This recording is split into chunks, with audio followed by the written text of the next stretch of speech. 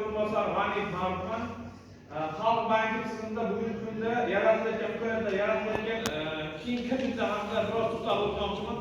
Shundan bugungi kunda ta'lim kreditlari haqida qisqacha tushuncha berib o'tmoqchiman. Agar savollaringiz biroz gap o'rtaman, savollaringizni o'shanga berasiz. Ta'lim kreditlari asosan bakalavriat va magistr yo'nalishida kunduzgi bilimlarga kontrakt asosida o'qishga kirgan qiz farzandlarni o'g'illarni, nevaralarini shunday beriladi. Shu kredit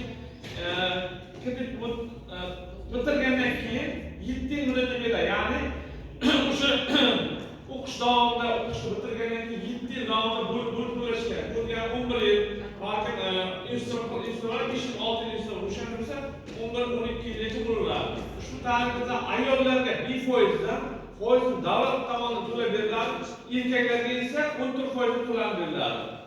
Yanada qulayliklari shu ta'limlarni agarda farzandingiz yoki o'g'lingiz yoki boshqa o'sha o'qishda o'tirgan joyda turib ham o'sha kreditni rasmiylashtirish huquqiga, ya'ni xazna ilovasi, biz Xalq banki o'sha xazna ilovasi orqali onlayn ariza beriladi hamda kafil tanlanadi. Shu orqali tez fursatda o'sha rasmiylashtirish huquqiga. Kimda kim savollar bo'lsa marhamat, sizlar savollarni tushunmagan